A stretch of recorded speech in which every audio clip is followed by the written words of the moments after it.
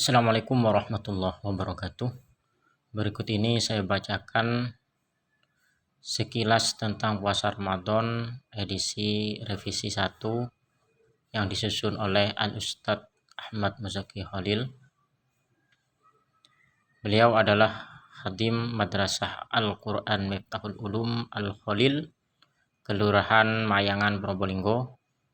Juga menjabat sebagai Sekretaris LBMNU Kota Probolinggo, anggota Komisi Fatwa MUI Kota Probolinggo, serta Kadif Diklat Pengurus Wilayah Probolinggo Ikatan Alumni Santri Sidogiri atau IAS.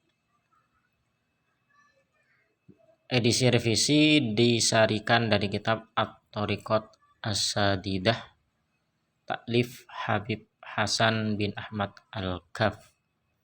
1a. Definisi puasa secara bahasa.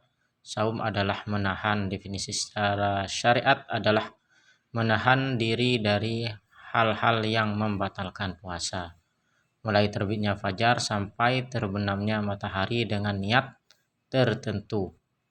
Puasa Ramadan diwajibkan pada tahun kedua dari Hijriah Nabi Muhammad, yakni pada bulan Sya'ban.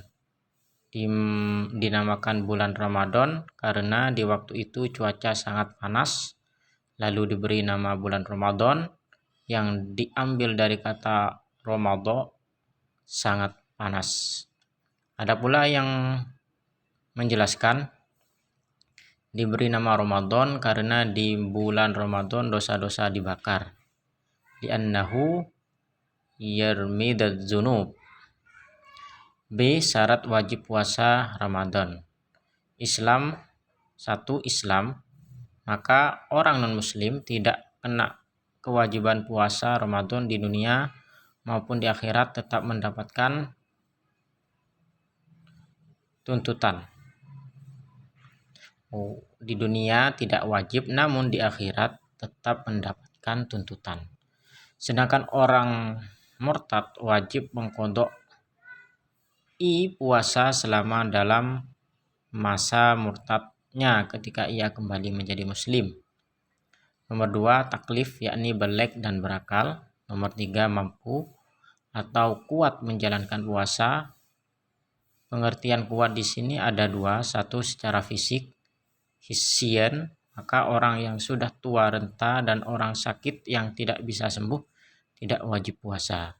Secara syara, maka perempuan yang sedang haid dan nifas tidak wajib puasa.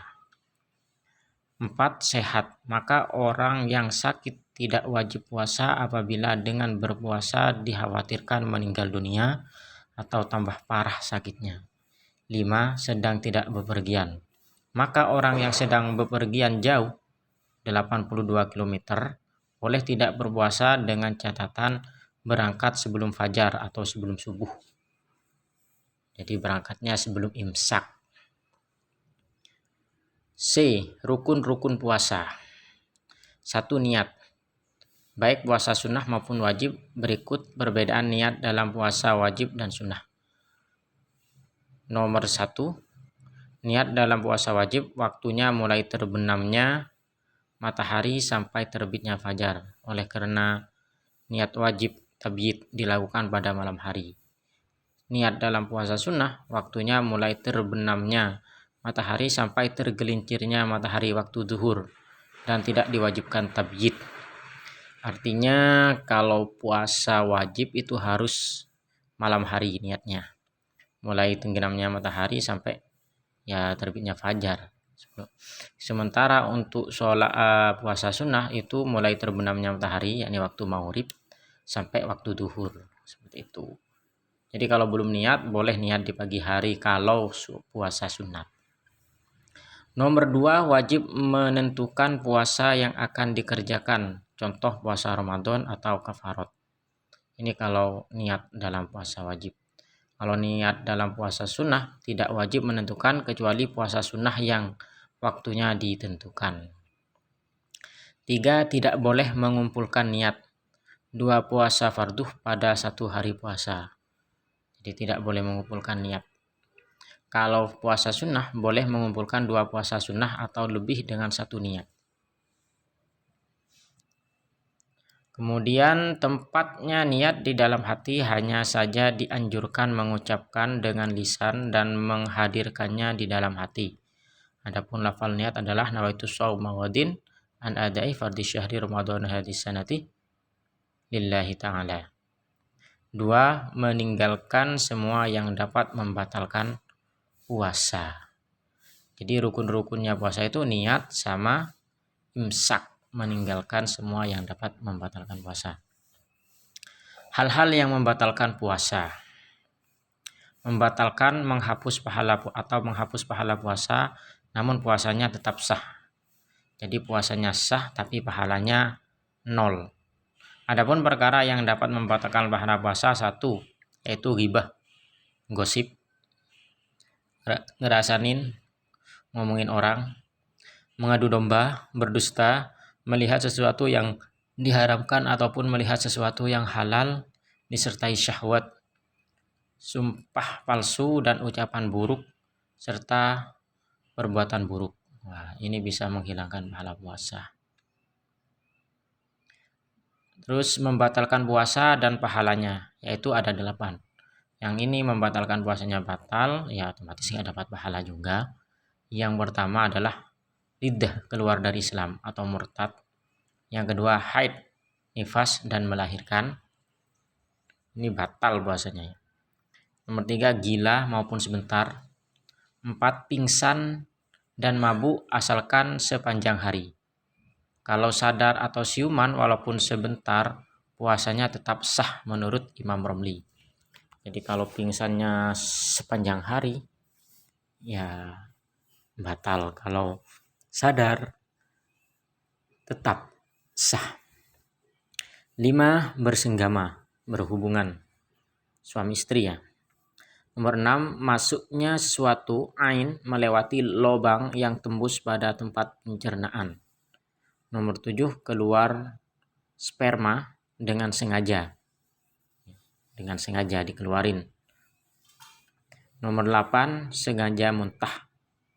Apabila muntah dengan sendirinya puasanya tidak batal, hanya saja wajib membersihkan mulutnya dari sisa-sisa muntah. Jadi sengaja muntah yang batal. Kalau nggak sengaja, ya tidak. Nomor E, hal-hal yang disunahkan waktu puasa. 1. Segera berbuka apabila sudah diyakini tiba waktunya. B. Bersahur dan mengakhirkannya.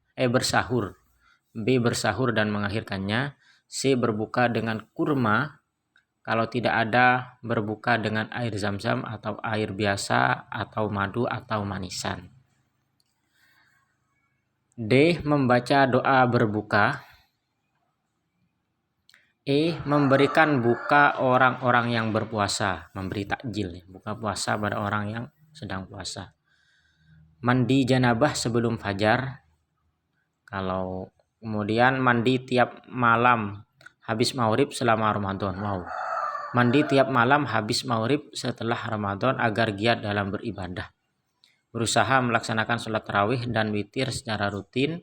Memperbanyak membaca Al-Quran. Memperbanyak sholat sunnah seperti sholat rawatib, sholat duha, sholat tasbih, dan awabin. K. Memperbanyak amal soleh seperti sedekah, silaturahim, menghadiri majelis ilmu, iktikaf, dan lain-lain.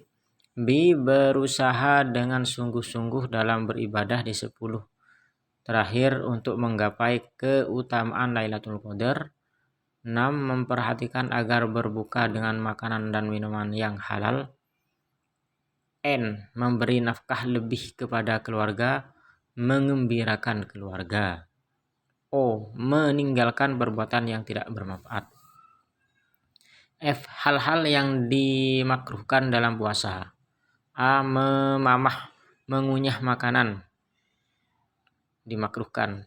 Mencicipi makanan kecuali apabila ada hajat, maka tidak dimakruhkan. Bekam, baik orang yang dibekam maupun orang yang membekam. D. Menyemprotkan air dari mulut setelah berbuka. Menyemprotkan air dari mulut setelah berbuka. Mandi dengan merendam di dalam air bersiwak setelah tergelincirnya matahari, terlalu kenyang dan banyak tidur, makruh. Melakukan hal-hal yang disenangi hawa nafsu yang diperbolehkan, baik yang terkait dengan indera penciuman seperti minyak wangi, indera penglihatan, dan indera pendengaran. Macam-macam orang yang tidak berpuasa dan konsekuensinya, ini yang penting ya. Berikut beberapa orang yang tidak berpuasa dan konsekuensinya, yaitu dibagi menjadi 4 kelompok. 1. Wajib qadha dan fidyah. 1 mot 6 on, makanan pokok tiap 1 hari puasa yang ditinggal diberikan kepada orang miskin. 1 ibu hamil dan menyusui apabila tidak berpuasa karena khawatir atas janin atau bayinya. Jadi kalau ada ibu menyusui, kalau dia berpuasa nanti ASI-nya bisa berkurang atau ASI anaknya jadi sakit, maka dia wajib mengqadai dan setiap hari membayar fidyah, memberi pada orang miskin 6 on ya, 6 on. 1 mot 6 on. Kemudian yang kedua, mengakhirkan qadha puasa Ramadan hingga tiba pada Ramadan tahun berikutnya.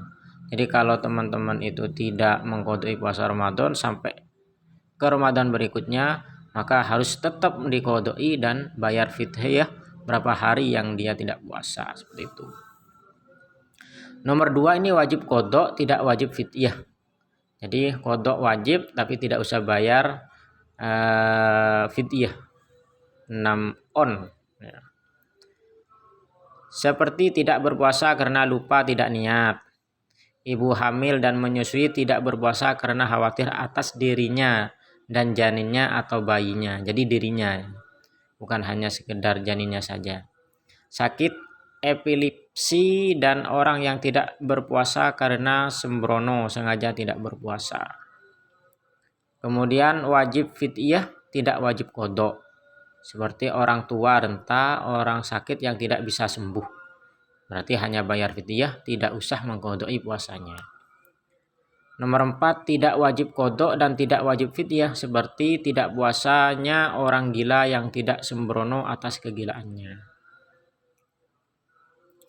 Seputar masalah puasa. Konsekuensi bagi suami istri yang bersenggama di siang bulan Ramadan dalam keadaan berpuasa. 1. A. Berdosa, tetap wajib imsak, tidak makan minum sampai maghrib. Jadi walaupun puasanya sudah batal dikarenakan berhubungan badan dengan suami istri, dia itu 1 berdosa dan tidak boleh makan sampai maghrib. C. Mendapatkan sanksi. D. Wajib qadha. E. Wajib kafarat, yaitu memerdekakan budak perempuan yang beriman. Jika tidak mampu maka berpuasa 2 bulan berturut-turut, dan jika tidak mampu maka memberi makanan 60 orang miskin, tiap orang 1 mot atau 6 on. Konsekuensi di atas jika memang sengaja mengetahui keharaman bersenggama di siang Ramadan dan atas kehendak sendiri. 2. Suntik infus ketika berpuasa. Ulama berbeda pendapat tentang suntik dan infus, apakah membatalkan puasa atau tidak. Ada 3 pendapat ulama tentang hal ini. Batal secara mutlak karena bisa sampai pada jauh tubuh bagian dalam. Tidak batal karena sekalipun sampai pada jauh namun tidak melewati manfaat lubang yang tembus pada jauh. Diperinci sebagai berikut. Jika suntikan atau infus tersebut berisi suplemen sebagai pengganti makanan maka membatalkan puasa. 2. Jika bukan suplemen, hanya berisi obat, maka diperinci apabila disuntikan lewat pembuluh darah maka membatalkan puasa. Apabila disuntikan lewat urat yang tidak beronggang maka tidak membatalkan. 3. Kemasukan air waktu mandi. Hukum kemasukan air tanpa sengaja ketika mandi bagi orang yang berpuasa ditafsir. Jika mandi wajib atau mandi sunnah seperti mandi Jumat maka puasanya tidak batal jika mandinya dengan menyiramkan air ke tubuh, dan batal jika mandinya berendam di dalam air. Jika bukan mandi wajib dan sunnah seperti mandi ingin menyegarkan tubuh maka puasanya batal secara mutlak, baik disiram atau berendam. Oke, sekian. Semoga bermanfaat dari karangan atau susunan Ustadz Ahmad Muzaki. Terima kasih. Mudah-mudahan bermanfaat. Saya hanya membacakan saja. Wassalamualaikum warahmatullahi wabarakatuh.